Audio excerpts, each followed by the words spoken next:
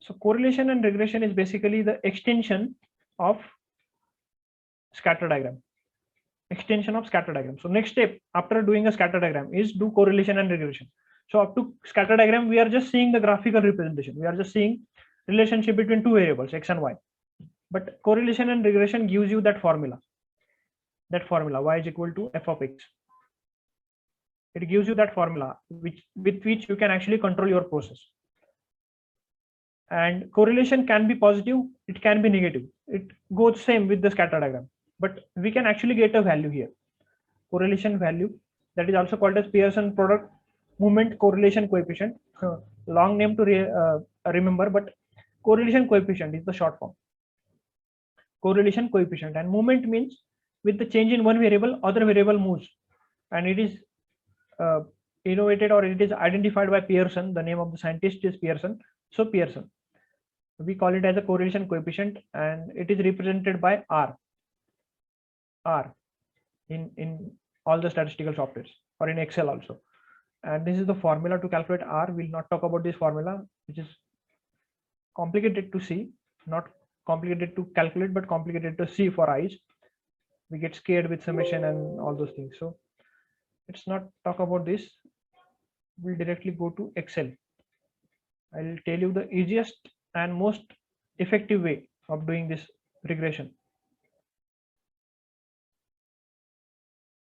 Okay, I have some data. We'll go with same data, study time and marks, right?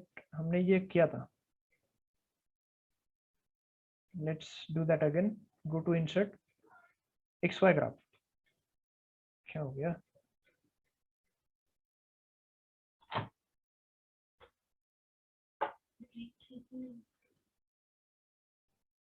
Go to insert XY graph.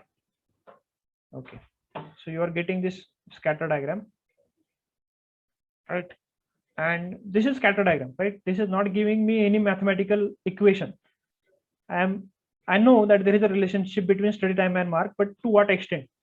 How many times I need to study to get 80 marks, or how many times I need to study to get 60 marks, or what will happen if I study for 15 minutes?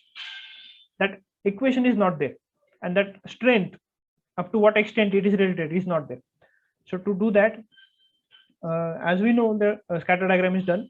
Just click on data points, anywhere on data points, right click with the help of your mouse or keypad, right click, go to add trend line,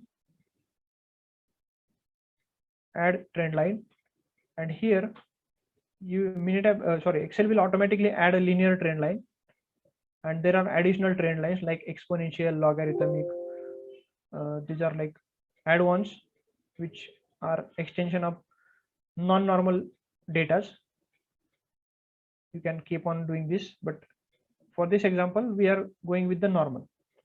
Okay, go with a linear trend line, and at the bottom of the same value, you can select this display equation and display R square.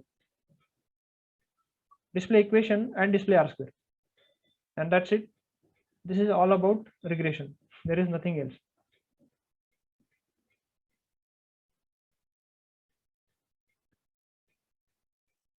So it is giving me the equation of y, which is 1.8 multiplied by x plus 21.59, and r square is 79. So r square is nothing but the square of r, right? And to get the r, there is a formula in Excel, correl, CORREL,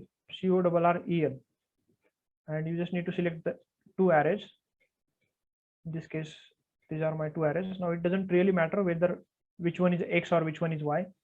We can do it in any ways. You will going to get same value. Okay, so I have selected these two arrays here. Array 1 is study time and array 2 is mark. You can do it other way as well, and you are going to get same value. Right. So this is my R, which is 89, and positive. It will give you sign as well. If it is negative, it will show you negative sign. If it is positive, it will show you positive sign. And the R square is nothing but the square of this multiplied by this. Right. So this is your R square, 79. And you can find out for any marks using this equation. Let's say you studied for 30 minutes or 35 minutes. So you can use this equation 1.8773 multiply by your time x plus 21.59, right? We are just following this equation. And you will going to get 87 marks, right? This is the relationship between x and y in terms of equation. And this is all about regression. There is nothing else. There is a multiple linear regression that Excel cannot do, that you can do in Minitab, but the terminology is going to be same, right? And then there is additional thing like what is the base of 1.87, how it is calculated, how 21.59 is calculated, all those things, which we'll not discuss here, right? Which is not having any practical significance, right? But let's talk about R square. What is mean by 79.41%? Right? This is 0.79. This is also expressed in terms of percentage. 79%. So this data point explains 79% of correlation between these two variables. Right. That means, is it like that? Yes, it is like that only. 79% means 79% of the variation in your marks will be explained by study time. Remaining is 1 minus 79. So remaining is like 21%, which is coming from other variables. So it might be the study material that you are using. It might be depending on teacher. It might be depending on your IQ level. It might be depending on environment in which you are doing study and all those things.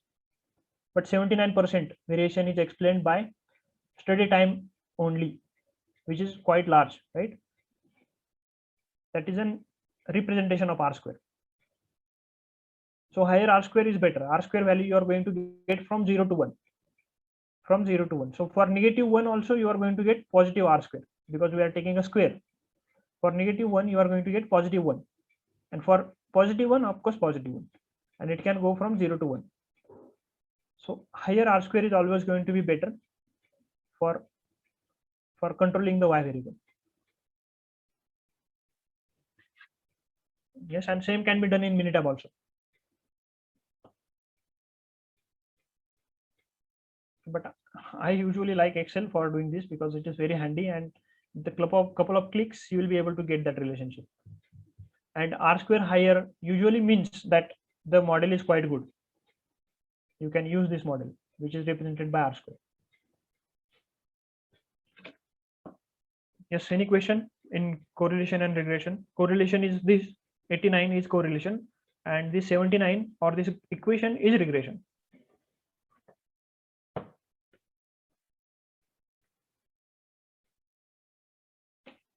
Yes,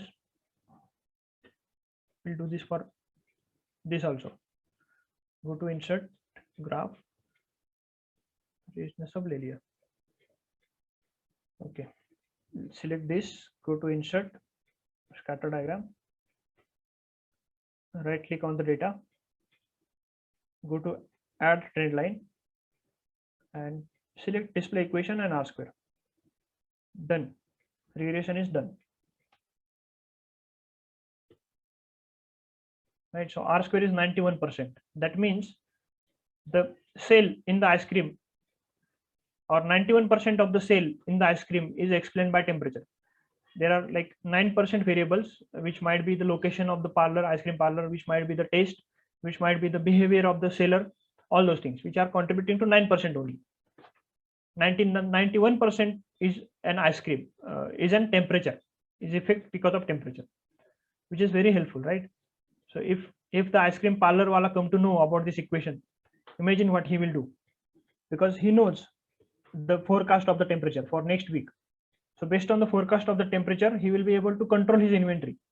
See how much he need to keep in his inventory for tomorrow or for a week, based on this equation. That will help him controlling his inventory, lowering his cost of investment, and also delivering order to the customer on time, meeting the demand. Of course, there is going to be 9% error, so he can consider that error and he can consider that additional inventory to be on a safer side.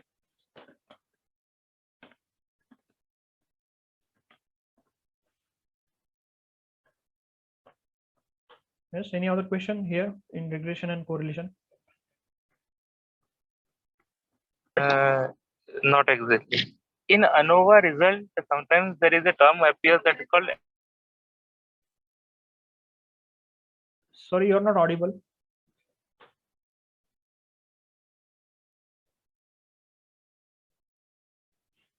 Hello, you might be on mute. Yeah, actually, I lost in video. Okay, in ANOVA result on the statistical data, sometimes there are adjusted R square value. What is that? There R are square something. there are three R square values. One is R square. The second is R square adjusted. And the third is R square predicted. R Yes. square is what we have seen right now. Hmm. This is normal R square. R square adjusted is adjusted for number of variables. Number of variables. So in case of multiple regression, if you are having multiple X, in that case, R square adjusted will show you the real picture.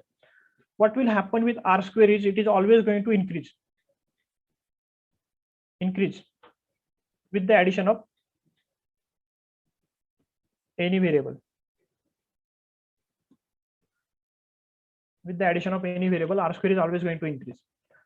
And R square adjusted is something that is adjusted for that additional variable. Is it really contributing to R square, or it is just a correlation? So correlation and causation is what is giving by adjusted R square. So which is quite helpful.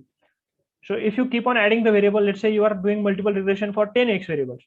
In that case, R square will only going to reflect, only going to increase. But R square adjusted is going to decrease because you are overfitting the model. So you might need to take out some of the variable which are not significant.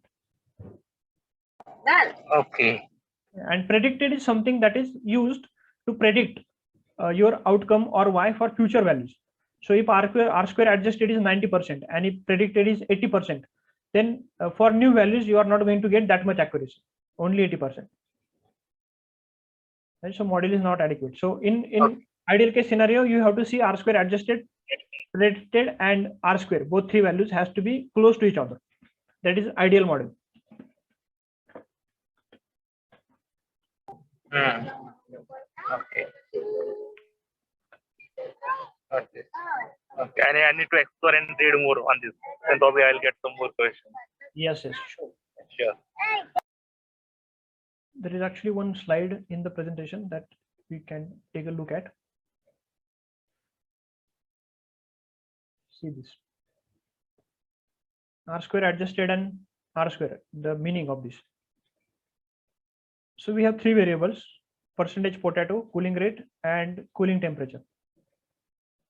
Percentage potato, cooling rate, and cooling temperature. And if we do a regression analysis for only one variable, the R square is going to be 50%, and adjusted R square is going to be 51%. If you add second variable, which is potato percentage and cooling rate, R square is increased from 52 to 63, and adjusted is increased from 51 to 62. So this is good, right? Addition of one variable increase your R square from 51 to 62, adjusted R square.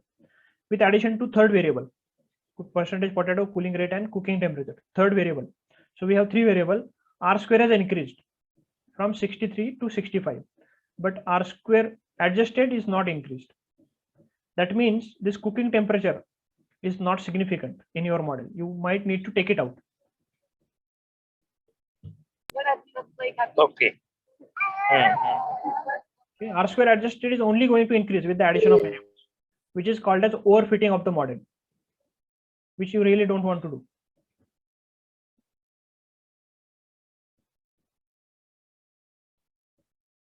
Okay. Correct. Got that. Now it will give more clarity when I read it. Yes.